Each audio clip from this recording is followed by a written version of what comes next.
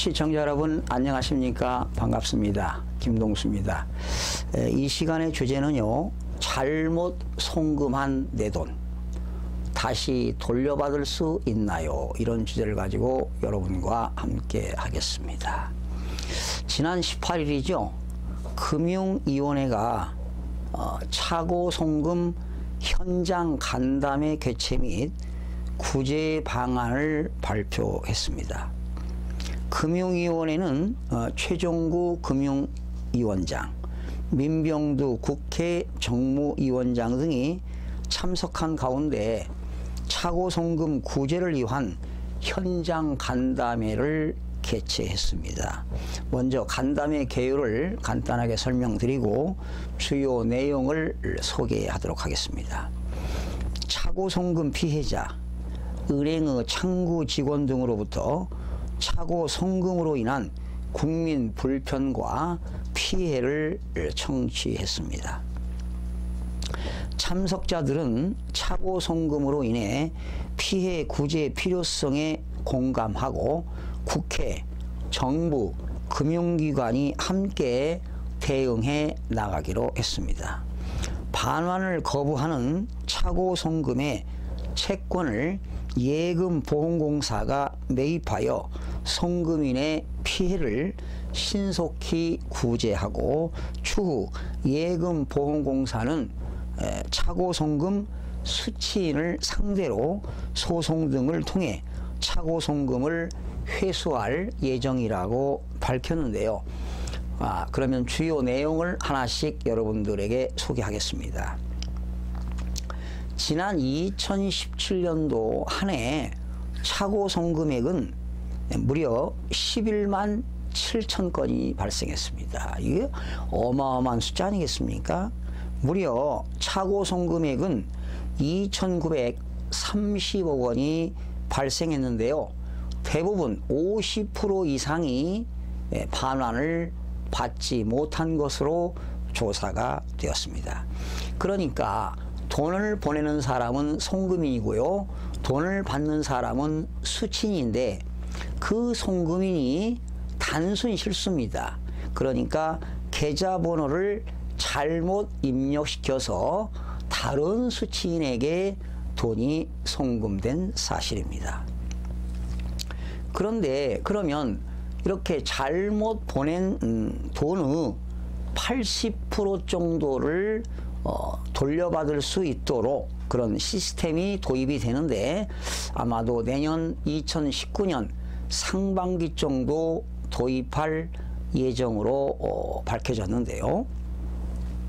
그러니까 이제 그 돈을 보내는 사람이 송금인이고요, 돈을 받는 사람이 수취인인데 다른 사람이 받았습니다. 그러면 송금인은 바로 금융기관에 신고를 해야 됩니다.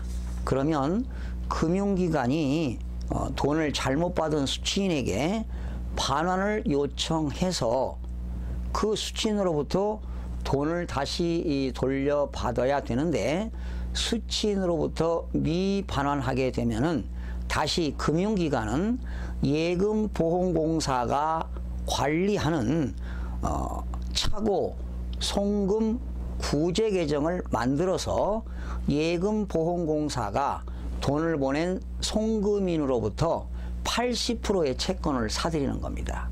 그러니까 여러분이 만약에 100만 원의 돈을 잘못 송금했다면 이것을 금융기관에 신고하게 되면 여러분들은 예금보험공사로부터 80% 채권을 회수하는 그런 시스템이라고 이해하시면 되겠습니다.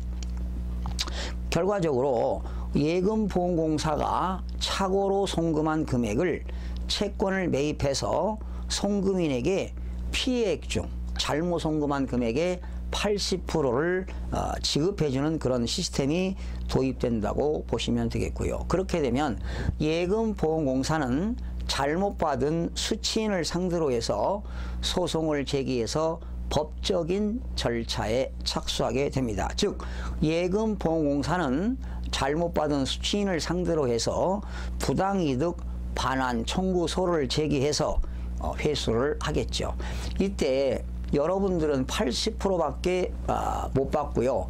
20%는 예금보험공사가 소송 비용으로 사용한다고 보시면 되겠습니다. 그러면 구제 대상은 언제부터냐?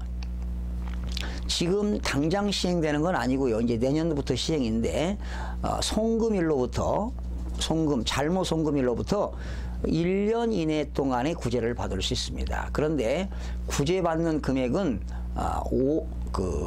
송금액이 한 건당 5만 원 이상부터 1,000만 원 이하까지 차고 송금을 국가기관인 예금보험공사가 피해액을 보상을 해주는 그런 제도라고 보시면 되겠습니다.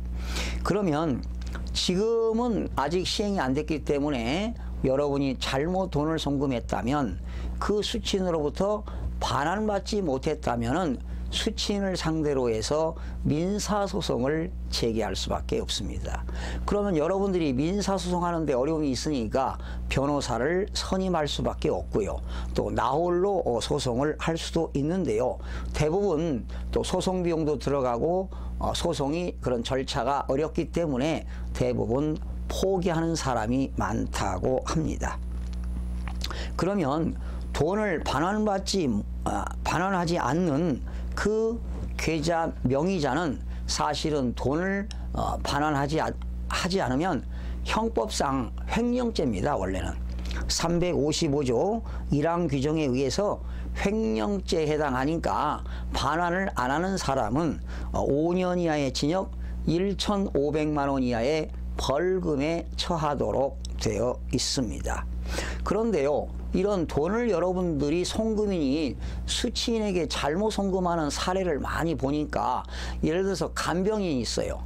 평상시는 A라는 간병인에게 돈을 송금했는데 잘못 B라는 간병인에게 돈을 송금했는데 그 간병인이 외국 국적을 가지고 외국으로 이미 출국을 했습니다. 사실은 반환받기가 힘들게 되는 겁니다.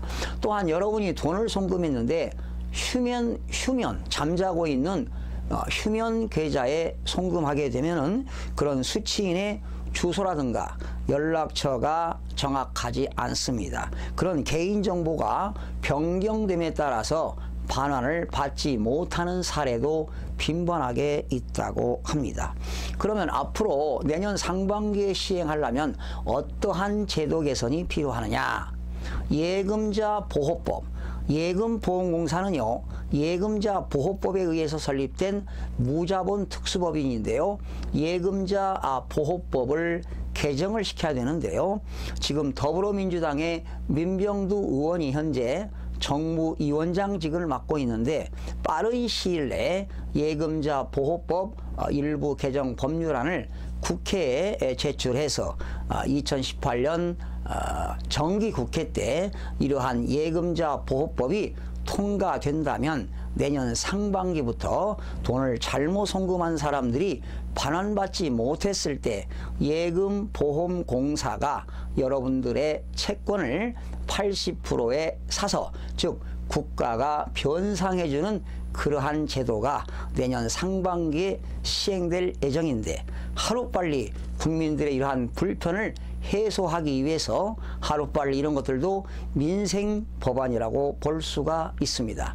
하루빨리 국회에서 예금자 보호법이 발의돼서 이번 정기국회 때 통과되어 2019년 상반기부터는 이러한 예금자들을 피해를 줄일 수 있는 법안이 하루빨리 통과되기를 기대해 봅니다. 시청자 여러분, 시청해 주신 여러분 대단히 고맙습니다. 다음 시간에 찾아뵙겠습니다.